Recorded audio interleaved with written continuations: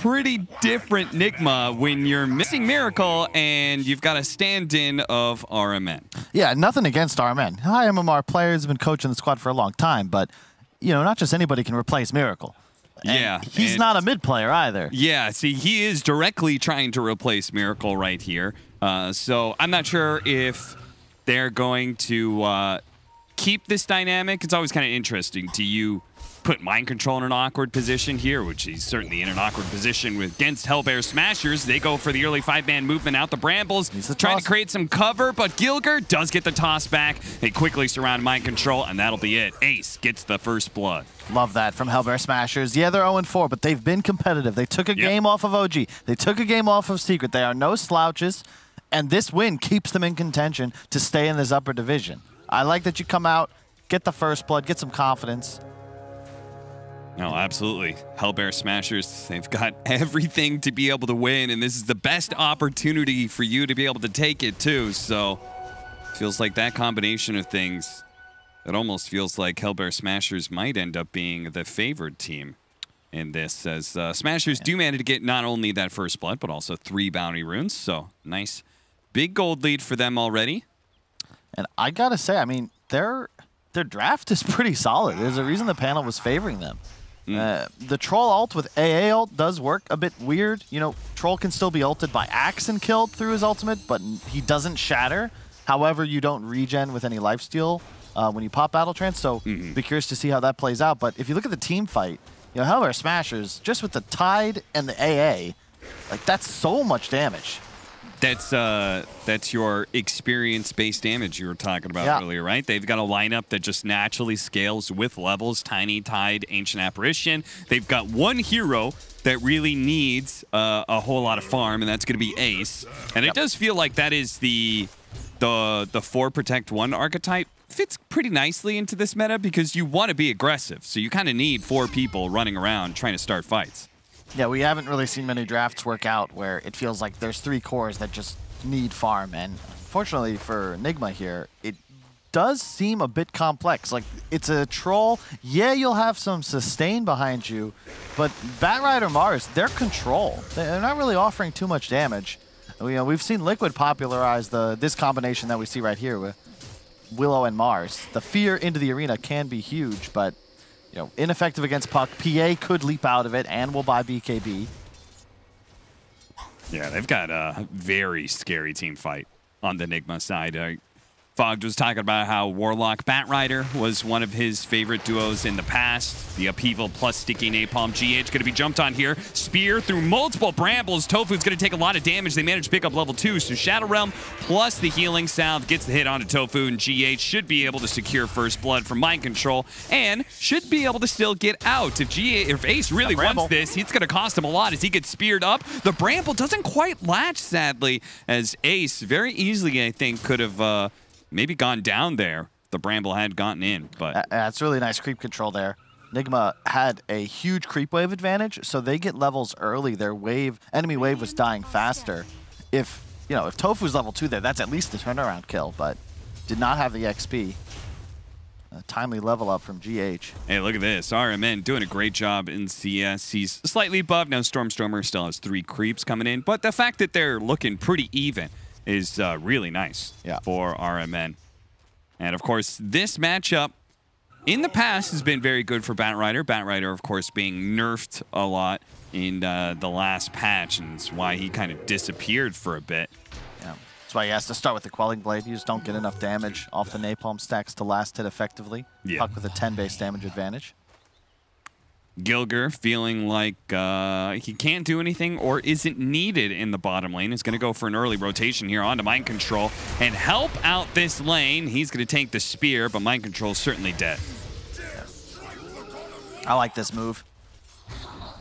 Tide, you know, he might suffer down here, but already level 3 with the 2 points in Kraken Shell. So just the pure defensive style. He just wants to ensure he doesn't get zoned, is able to get as much XP as possible. And you can see there, if the wave is controlled by Ace, AA Tiny is a kill combo. Like, Mars can't do anything about that. GH, is he going to die here? They still have Avalanche, so I don't think there's a way out. He's got no more healing salves. He wakes up the neutrals. Tofu trying to aggro it, but Gilgir times his last hit nicely and is going to be moving over to try and secure the runes here. Take it away from RMN. There goes that water rune. So nicely done, RMN. Not having a real refill on the bottle may actually make a huge difference here. Yeah, that's huge. Because RMN, oh, no. Yeah, okay. Speaking of bottle refills, yeah. It's nice, though, because the way you play bad mid, you kind of have to be out of mana almost at all times. You're shoving waves constantly. Napalm spam, Firefly for the rune spawn. So really well done there by Gilgir. But, you know, GH had died. Tactical feed. It's actually worth, in a way, for Bet because he gets the free charge. That's something I really hope we see changed at a point. The fact that the fountain regen lasts long enough to both fill bottle and give that extra charge. Yeah. 2 extra charges. Yeah, the 4.5 sort of hit that you get out of this is pretty insane for sure. No doubt that bottle in some way needs to be nerfed. Because I think the refill, that should stay. But the 4.5 charges, maybe a bit excessive. GH, he does get off the Curse Crown, and he's got Mind Control running interference for him. Ace is still going to go for it. Immediately going to be speared up. Brambles is here, but GH is going to take too much damage too quickly. He dies again. Yeah, there is a price they pay for this. Hellbear Smashers are leaving their Tidehunter on an island. He's getting some pretty solid XP, already level 4.5, but you know, not really much in the CS department. I think it's a worthy trade, though, because your PA, you know, that's your one position. It's your hard carry, and it all is worth it, maybe, if they can get this kill onto RMN. He knew the Tiny was coming in thanks to a ward, but it looks like he underestimates the damage that the puck is able to put out. They double TP for that, too. This is the danger. The opening picks of Nigma were this support duo, but not really the easiest active roamers, right? Tiny just shows up, stun, toss, no problem. Willow Warlock, like, you need ultimates to do anything, really. Going for the power rune here, doesn't even spawn. Stormstormer is taking a lot of damage from Kuro. Another round of spells, GH. We're going to throw that last Shadow Realm hit, and Tofu barely survives thanks to the stick charges he had leveled up. Now they manage to get the lasso here onto the Tiny, pull him back down into the river, so there's nowhere really where he can run to. And hey, look at that, a regen rune for your efforts as well, RMN. Gets right back up to full plus. Stormstormer looks like he was grabbing the bounty rune. Doesn't quite time his phase shift correctly and does take a bit of damage. In fact, the Bramble's landing and that last hit, that's going to be enough. He's going to burn out, whether it's to Healing Ward or it's to Fatal Bonds. That was a really weird play from Stormstormer. They're just overconfident. Yeah. The Warlock threat is real. Back in the day when I used to play this mid, this was like the hard counter to Puck because you just can't juke the damage. And the Fatal Bonds and the Shadow Word are deceptively high damage against a hero with such low base HP. And Stormstormer just doesn't respect the level 4 Warlock. Rasmus, if he really wants out of this, maybe could have Ravaged right away, but of course he will hold on to it, knowing that the Ravage is more important than his life. Meanwhile, top lane, they're going to go for the kill onto Mind Control. Again here, the Cold Feet barely manages to get him there, but he is level 6 and close to the tower, so they can't really play into him any longer. Yep. I like the build a lot by Mind Control. Early Bracer, Chainmail ASAP with a Raindrop and a full wand to boot. So 1200 HP, but even more so because that Raindrop is going to proc twice. Look at this double ward placement from Nigma to make sure they know exactly where the Tiny is going at all times. Because he has to be successful in his rotations top and mid constantly if they're going to be leaving the Tidehunter to dry out here at bottom lane.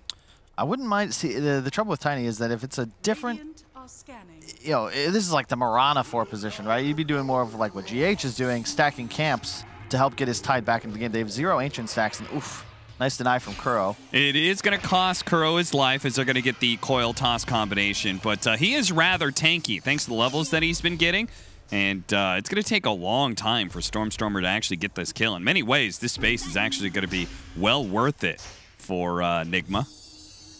As the orb barely landing, but he's got another round of this. Boy, this is really costing them a lot of space. But at the same time, it looks like they may actually kill RMN. He barely managed to get the lasso to pull him back in. Ace throws out the dagger, try and finish him off, but he's still not dead. He has to jump into tower range to be able to get him. A crit will finish him off. Tofu now running out, does have the Cold Feet to ensure that GH does not feel comfortable diving that tower. So The space is in some way taken away by the fact that RMN dies to Ace. Why is Ace mid anyway? Just nice rotate. You can't stay top alone against the Mars. It's very scary. Yeah. He is level 7 with Arena active, and it's just time to ditch that area of the map. ILTW also showed up mid trying to get a little active. Well done by Kuro there. Again, Nigma really good about this. They're always buying raindrops against Puck. It's so value in this game. You saw 2 orbs just having the full damage negated. Not full from the spell, but the maximum block. One of the most value items in Dota 2. I think a lot of the top-tier teams have been doing these swaps lately. Yeah. It's the mid laner swapping to a side lane. Because he's strong, he can be in a more dangerous lane and have an impact. And then you give your carry the mid lane, which is hard to be able to gank. As you can see here, RMN, he's level 8. He's hard to bring down. They try, but immediately he survives. Now they're going to get a turnaround here as Mind Control Kuro joining the party. Rasmus threatening that Ravaged, as he does have 17 stick charges as well. Yep. No, it's the right play. You as a support, you sacrifice your early game to get your core online, and then they return the favor once you hit this 10-minute mark. And it's much easier also to play around a hero like Tide. You can see the itemization. Hood, right away, the full wand. So you just can't really kill Rasmus unless you want to commit probably 4 or 5 heroes. And if he has backup, that Ravage is a huge threat. They probably look to go there if the AA ult was going to connect, but no reason to blow the cooldown if you can't get at least 1 kill on a core. RMN comes back to mid with the Siege Wagon push on its way. It is a concern, though. The 2 cores, Troll, yes, for sure. This hero will scale hard, but Batrider and Mars, just especially the way that they're itemizing, they're not real damage threats. A Batrider mid kind of has to have a better start. When we see this hero dominate, the bots are already up. He's on his way to a BKB at 15, 17 minutes into the game, and he gets a kill every time Last is off cooldown. It's not really looking like that's going to be a possibility here for RMN. Another Ice Blast sailing on by. I will say, I agree with you, especially since they've got heroes that deal. They've got 2 mobile cores, and that it's hard for Batrider to be able to kite out, and then the Tidehunter, who, thanks to Kraken Shell, gets rid of the sticky napalm. But I am impressed by these Batriders going late game with the new shard. Yeah, that's true. That is pretty crazy. It certainly seems like Batrider has a fresh power spike late game. Yep. That he didn't have before. It's something you said about the way Dota's evolved, all the changes and additions. Hang on, might have a fight over the runes. Gilgert nice dodges the Bramble. Very nice. They're going to try and bump him back into range of the lasso, but Gilgert covers himself with the Avalanche. So there's like a lot of legacy information in my brain that may just be outdated, specifically this relationship between Bat and Tide. Because back in the day, you scrim against LGD Vici when RTK and Zhao Wei were still in the game. They would first 2 a Tide into your Bat, no problem. And they saw it as a hard counter. Yeah. I think that's still the case. But to your point, maybe Bat later on, you just have so much damage amplified from your shard. Tides isn't quite as good, although I have seen it used by Monkey's Forever because it does reduce tower damage on the Tide shard. It's really cool. Yeah. But is it viable? I don't know. Coil, only onto the 1 here, ILTW. He's going to still be hit by the Ravage Ice Blast combination. Maybe this isn't quite what he expected. Now the Avalanche over the top. If he gets tossed, that's going to be him shattering. A terrorized dodge there by Stormer. The rest of Nigma are going to close in on Gilgert, but he's hero chatted lining for a reason. He knows that was a great fight and a great exchange. Yeah, you take those all day. Nice, right? I mean, you kill the Troll. That's it. Ace lives, Troll dies. That's the dream. ILTW is off to a great start. Don't get me wrong. He's very close to the battle for you, but that death will hurt. Skipped the ultimate, I think partially just because he recognizes how useless it is against AA ult. Ensures he'll be able to farm that a little bit faster. Don't think it would have helped him there. Here comes RMN back in with the Boots of Travel. The Ravage is down, so Nigma, how much can they get during this opening? And it seems like they really actually want to just straight up take mid-tower. No Coil for a bit either. This is still going to be difficult and rather dangerous once they start taking more and more damage from the tower. I love this from Hellbear. They just bring the whole squad. You want to push this lane? You're going to have to dive. Yeah, you don't have Ravage, but Rasmus is, you know, serving as an offensive lineman for his stack. You can't really go on Tide. This is the Dota mistake 101. Rasmus wants you to try to kill him. He's a no-Ravage Tide Hunter with a hood. If you do that, you're not winning the fight. He's serving the purpose of a Ravage by just existing and absorbing your damage. And he also helps that Hellbear Smashers have a decent number of low cooldown nukes they can just kind of throw out to defend towers, like the Puck especially, who's now found the opening with the coil just now coming up on GH. Now, let's see if he dodged the spear in time. Phase shift, not going to be out. He gets speared. He gets stuck to the wall. Still not dead. Will manage to get off an orb. Jumps a little farther away, but the last hit from RMN is here. So he keeps on pursuit. He sees Gilger with Kuro's Golem leading the way. He'll try and slow him down. Gilger does have Avalanche, which he can slow down RMN, but RMN may feel bold enough to keep it going. Man, he's so slow. Cold Feet not quite there. Now he's going to toss him over to Ace, and Ace is actually going to be the one last. So they're both together on this Firefly. Ace is still alive, but the TP actually getting canceled there by the spear, and RMN gets the double kill, all thanks to Gilger's alley-oop. He goes ahead, thanks Gilger for that one. Nigma do close in with GH and Mind Control to ensure this team fight. Oh, they're going to go for the Ravage, but it's just the two of them. They really want this kill into RMN. The spear goes out. They only get the one kill out of this one, but it is a killing spree collected. That is huge, though. ILTW put in so much work. His squad just pretty much won a team fight without him. He killed top tower, farmed couple, I think 4 or 5 creep waves top, through the jungle, now to mid, no Ravage, so you're probably going to be able to push this mid tier 1 as well. And Ace dies. This is a huge lead now LTW is taking on the game. He's a full Claymore ahead of the PA. Has the Battle Fury complete. Tofu caught out here, trying to get a little vision.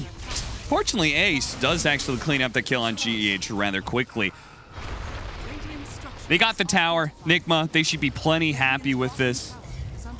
And indeed, they'll back up. So just the net worth exchange there, fantastic for Nigma. But now you add in the fact that they've got this really nice map control. They took the enemy mid tower while still keeping their own. Cooldowns are still up for a little while on the Ravage and such. These are all fantastic things. You can see ILTW and his tip to RMN. He is very happy with the space he's gotten. He's 2,000 net worth ahead of Ace. He's a Yasha plus ahead. Like, he still doesn't have a Battle Fury up on Ace. So every minute that we see this disparity, that's an extra 200, 300 GPM the troll has as an advantage. That'll be reflected in the XP gained as well. And the map control now, because they've got mid tower, look at the ward coverage that Kuro's placed. This is beautiful. Yeah. No, he's got all three lanes in a way covered right now. Yep. Both jungles in the mid lane covered in wards. Nice aggressive wards that are going to be able to give you a good read of what Hellbears are up to. Hey, so long as you don't like lose a big team fight and the enemy starts pushing onto your side, but getting a pick off like this certainly helps. His Ace, he's got to jump away here over to Tofu, and that'll be just enough space to get him out, and they actually lose GH in the process. So not bad for the Smashers.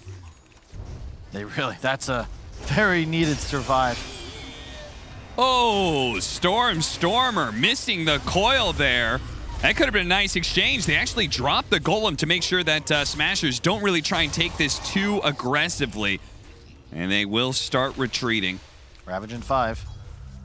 It's a 4 position for a 4 position so far, so with the Ravage ready to go, if RMN extends a little bit too deep, look at it, just the upheaval. Oh God, is Tofu gonna die to the Golem like this? The spear comes out, the Golem needs another hit, but he doesn't quite get it. RMN, is he gonna try and go for a flame break? He is, and he's got him too. Tofu gets burned down from a distance. They blow the Ravage to kill RMN for that though.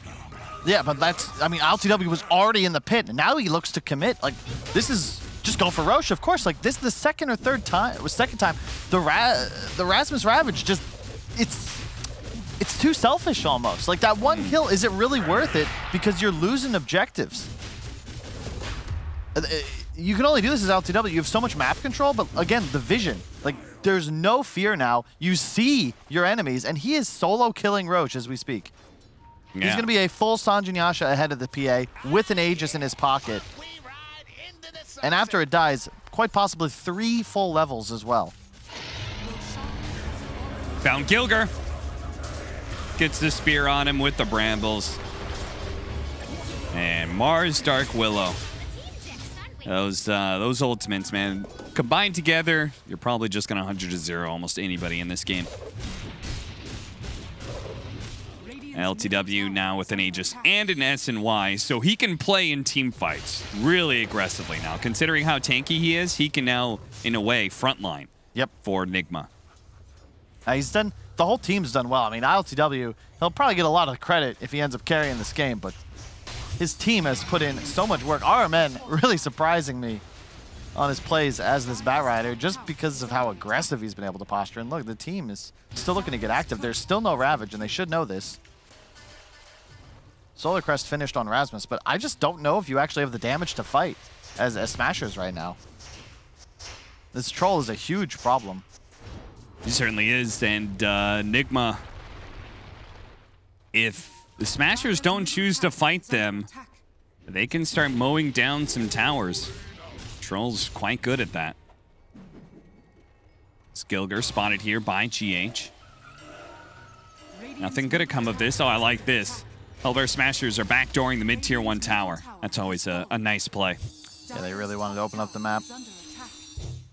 Just keep in mind, the Troll versus PA relationship. Typically, PA is certainly the king of the late game, but Troll, you can even see in the items he's got queued up, BKB, MKB, very natural progression for him, and it is incredibly difficult to go toe-to-toe with this hero as a Phantom Assassin unless you are at the very least equal in items, and that does not look like it'll be the case unless perhaps this smoke can work out. No blink on Rasmus, but he's going to attempt the walk-in Ravage. Blink on the puck. They need to try and kit this Warlock. They're going to lead off with the coil onto the 2 supports. With the Ice Blast coming in as well, they might just be able to burst the backline almost immediately. They do. 2 supports down. Mind Control gets off the arena, though. And the puck, it's going to be a combo of ultimates that brings him down. RMN and Mind Control both down to about half health. Ace looking for his opportunity to jump in. Spots it now onto RMN. Meanwhile, the Tidehunter, Rasmus, being gone on by the Troll. Bit by bit, he will be whittled down by the Troll's damage, but now they're going to go for Mind Control as well. They're leaving ILTW for last here, which is a great idea if they can actually finish off the Mind Control's Mars, but they can't. He's too tanky, it seems like. And Ace doesn't want to try and go for that kill with ILTW in the neighborhood, so they're going to back off. Ultimately, a 3 for 3 is the exchange. Man, that could have gone so much worse for Nigma. I'm surprised they came out of that so nicely. Both supports died right at the onset. No spells cast by Kuro.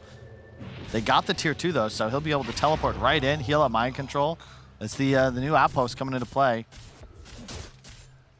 This is the 5 seconds versus 6 second TP. Maybe not super effective, but he got healed that much faster. And now they can just keep playing on Hellbear Smasher's side of the map. And even start taking over their triangle. And once a PA loses her triangle, I just don't know how you recover the game. Yeah. You know, because you are so reliant on hitting Ancients. I think Ace might have had to get a little more aggressive in that fight. He didn't actually enter it until it was 3-on-3. Sorry, I was laughing at Rasmus's inventory. He knows what he needs. And it's 1 item and 1 item alone. A Blink Dagger for him. Looks like Tofu. He's very dead. His Gilger, yeah, Gilger's going to be caught out as well. Both the supports getting picked just outside of their base. There's nowhere for them to move. Nigma, they're just kind of a wall. It just faded, but there was a ward on the high ground by top outpost in Dire Jungle. That was also sentryed by Kuro as he came in. Hellbear Smashers had placed a new ward. It immediately got taken out, but it's why Nigma have continued to dominate in this area of the map. There's just been no vision for Hellbear Smashers. They have 1 ward now on the steps of the enemy woods, but this doesn't help them because Kuro and squad are not playing underneath it at all. They're just stealing the jungle and in this manner controlling both ancient spawns. So to your point, where does PA farm? Yeah. Throw in the combination of Mars having a Blink Dagger and RMN having his Boots of Travel. And if you play on the side lanes and you play really deep on the enemy side of the map to try and find farm, Nigma could certainly close the distance real quickly. The Phase Shift is going to be able to dodge the Spear, Mind Control. He's looking a bit unhealthy here at about half health. Not obviously going to commit. 3 more seconds till the Aegis expires. So the Smashers really want to stall this out. But can they go on ILTW here? A BKB for both the carries. They just saw aces picked up, so they might need to be a little cautious here.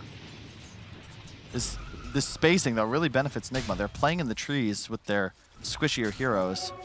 You can't really get Kuro if he's going to play this far back. Stormstormer looking for an opening here. Spots GH, and he wants him to go for it, and they do. Gilgir jumps him, hits him with a combo. Puck follows it up. Puck trying to protect his own life as best as possible. Gets a coil on just the Batrider. Immediately broken. The Ice Blast is going to follow it in. They need more damage behind it, though, and they don't quite yet have it. RMN doing a nice job dodging around. Ace, the Golem is thrown onto him. He's going to jump away back to Rasmus and Stormstormer. While the rest of Nigma funnel backwards here. They're going to start poking on Mind Control. Gilgir is being focused down by ILTW at the same time. But now that they're done with the Tiny, they're going to start rallying back. A 3-on-3 still. These teams very evenly matched when it comes to team fights. Both of them have a strong understanding of picking off these squishier 4-position heroes. GH, you got to be a little bit careful since he did buy back in this fight. So I guess 2 for 3. You can see the big difference between these carries. Ace forced to play like an assassin, whereas ILTW just playing like a bully. He's not targetable, wasn't even forced to use BKB there because they simply cannot go for him right now. I mean, he's just stealing the enemy bounty rune, just ignoring the fact that Hellbear Smashers are 5 alive.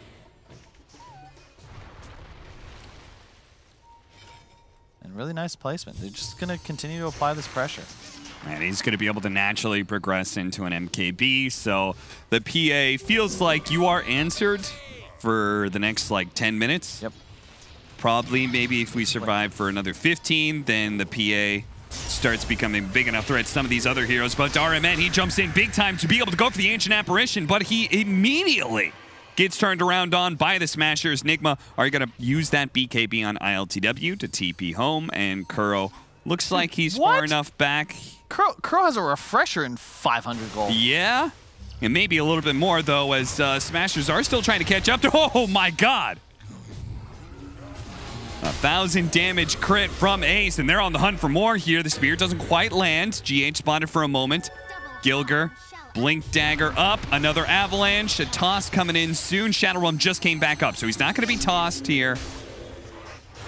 That's huge. He had no buyback. That would have been guaranteed tier 2. Still might be, but you can see the downside. Kuro went for this very greedy item build. When he gets the refresher, that's going to be nuts. But for now, the side of Nigma have literally no plus armor items. So that Solar Crest advantage is going to come into play. The Gush as well for the minus armor. If you get caught as Warlock or the Willow of GH by Ace, you die in a crit. He is in a really bad position. Oh my God, ILTW. He has no BKB. What is this? He has no BKB. This is the most insane farming I have... What?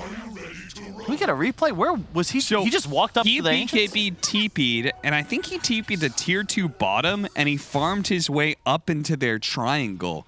And they had a ward on him, too. Yeah, I mean... The only place on the map Kuro doesn't have sentries is the Ancient Camp that ILTW chooses to farm. That is a huge death. His advantage has just dropped off. You know, he's been an item ahead this entire game. Now it's going to be half an item. And Ace, you know, he's got the Deso complete, so... You know, actually, they're even. It's just that right now, he's got a lead on the MKB. That timing is going to be huge for Nigma. They'd like it to hit before the next Roche fight. But that's going to be easier said than done. They just lost map control. Suddenly, a Hellbear Smasher is playing enemy side of the map. Crazy, just wrong positioning from 2 people on the side of Nigma, and it makes a huge difference. I think RMN and his choice to... I think he jumped in and lassoed Tofu. Yep. Right? But, like, as soon as he does that, PA has free game, right? And part of the success of teamfights of Nigma has been the troll being on the front line. They're going to be able to grab Gilgir here. They're trying to blow him up. He's not quite inside of the wall, but he should still die here. But at the same time, Stormstormer's in deep. Uh-oh, he ran into a bramble. Almost gets hit by the golem, but fortunately he phase shifts it, jumps over to his orb, but he's still caught. Nigma. What? This time, it's Hellbear Smashers who get, like, way too aggressive, and Nigma finds a great opening into Roche. What the hell? How did that happen, Cap? It's a 4-on-5. There's no troll. The enemy highest net worth by far is dead. Roche has now spawned. You have Ravage. Do we have buybacks on these heroes? Stormstormer, yes. Gilgir, no. Are you just going to give up the Roche? Yeah, I mean, Hellbear Smashers just were not ready for a fight, I think. Icebox is going to come in, but the PA is a little bit too far away. In fact, he's been hit by a Brambles here, maybe forced to use his first BKB to try and TP out. There is no lasso for a second here for the Batrider, but it may not be needed as they manage to get the chain stun onto it. The Ravage are going to go down. BKB and a Blink Strike away, but that's not the way you wanted to use your combination there. Just a retreat to save your carry, but still lose your Tidehunter in the process. Nigma, all right, the game's fully swung back to their favor. What? That's just nuts. They just gave away. They were going to have such an insane timing. PA just hit level 20. He has the Deso for 7 minus armor, his talent for 3. Nigma have no armor items. Kuro, 7. Willow of GH, 5. 15 on the Batrider. These heroes are going to explode in the duration of a Ravage, but now they don't have it. Now they're playing into Aegis. 663 gold for dewarding. Nicely done by Kuro. They just Had gave a up. great read. What were they doing over there? I don't know. There's just a lot of weird mispositionings happening. I think both teams are underestimating the potential of the other team to be aggressive on them. And now Ace doesn't have a BKB for 15 seconds. They need the puck, Blink Strike, to be able to jump over, and Stormstormer does give it to him. Ace. He's running himself out of here, but Stormer is going to get caught in the process, and Mind Control may get burned out, but Ace. RMN spots him. He's going to be hit by another Flame Break. BKB just came up. Oh, he had it. He didn't. I think he came up in like literally the last second. RMN. And he was not spamming it. Is that Miracle or is this RMN? Because all of a sudden, the Batrider is just winning the game for his boys. You know what's funny is that like there's so many okay, that fight in triangle where Hellbear Smashers is not well prepared. They get caught. That leads into Roshan being taken. That Roshan is a shard. So the Batrider picks up the shard. That's how he ends up killing the PA again. It's like these things can snowball rather heavily. So he now doesn't have to buy a shard. He can instead buy a BKB cap. Suddenly the Ravage is ineffective, and he's going to be gunning. Like, that's 2 racks. Like, I actually, is that just GG? It's close enough to it. I mean, they're going to hold out because they've got a PA, right? They've got a PA. They've got tier 1 and tier 2 still up in the bottom lane. But their whole timing just disappeared. Suddenly, everybody on the Radiant team now has a bonus 2,000 gold. That's a plate mail on the Mars. It's going to be an Aeon disc soon on GH. It was 24-20. Hellbear Smashers had a lead, and then, man, just I don't know. I guess by now I should have learned to buy the dip, but I cannot believe that they turned this around. Yeah. Fistful of sand. It all just slips through their fingers, and Hellbear Smashers, who had an opportunity to take control of this game. Plate mail on the bat. Now they're dealing with the BKB plate mail Batrider, who has a shard. PA no longer has that insta-kill potential because Team Nigma just picked up like a bonus 30 or 40 armor across their players.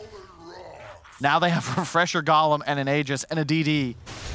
Still have an opportunity for outplay RMN in deep here. Tried to go for the lasso, but the Lincolns protected him, I believe, on the puck. So, did he not know about that? It was new. Just picked up. It's the right choice, too, mostly for the defensive application on your PA. Because otherwise, right, there's no protecting him. He can BKB, but still get lassoed, and he'll be done for. It's a pretty sick move. If he didn't have that Lincolns, they would have just found a insanely good pickoff to end the game. Still looking very good for Nigma as they have 1 minute left on the Aegis and should be able to run up to high ground and force something. Hellbear Smashers, they might be able to stall until the Aegis is down, but it's probably going to cost them a lot. Maybe buybacks, maybe Ravage. They do have Glyph, but look for Kuro just to drop the bomb.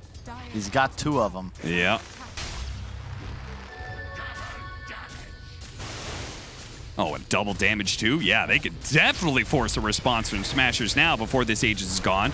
Okay, they're not going to wait. The Lotus Orb going off actually does manage to get the lasso back turned around, but it doesn't matter. Gilgir is being ripped apart by ILTW. They do have a buyback, though. RMN almost getting critted down to death, but Ace got to be careful of that MKB. Double damaged up ILTW, who's running down heroes right now. That is going to be the use of his ultimate. He's got 14 seconds left in the Aegis. They really need to take this Megas now, because he won't have those extra lives soon. ILTW toss back, and they do take him out before the Aegis expires. Now the Golems double dropped in. Phase Shift is going to be able to dodge one of them, instantly ravage up. Can they burst him down? He doesn't have his ultimate. He eats the cheese, but he still is getting chunked on by Ace. Now Smashers, they haven't even lost their barracks just yet, are going to look for more. Everybody else, maybe they can catch the Dark Willow here, but other than that, great fight for Smashers. They will hold. Oh, man. So they kill him a second before Aegis respawns, but sick play. The BKB was down, so Gilgir with the immediate toss back forces ILTW to be out of position. He had no ult either and used it purely offensively. Yeah, he just used it He's just like, I'm in, but Kuro didn't drop the rocks. Then he does onto the puck. Both of them, both are dodged. Like, why did they need to initiate here? You could just chill. Just let them go on ILTW. It's all good. Like, use the arena, maybe, if you want to, but it's all fine here. Okay, everything's good. You don't need to do this if you're ILTW. You can just hit the racks. You have a DD. Instead, he's now forced into the tier 4s. You're going to see a toss back in just a moment from Gilgir. Beautiful toss back by Gilgir that saves the barracks and puts the troll in a very bad position. Yep, they get the crit. But now watch Crow. Golem 1, Golem 2, what?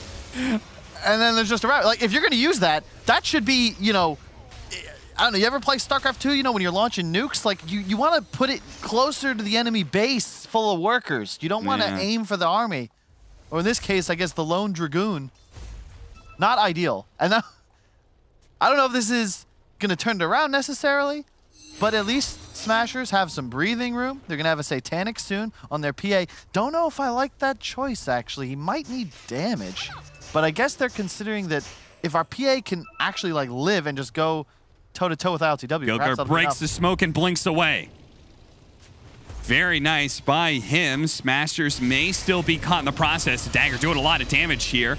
They're going to poke it, mind control some more. Uh-oh. Brambles that actually caught him and terrorized as well. Stormstormer is just dead.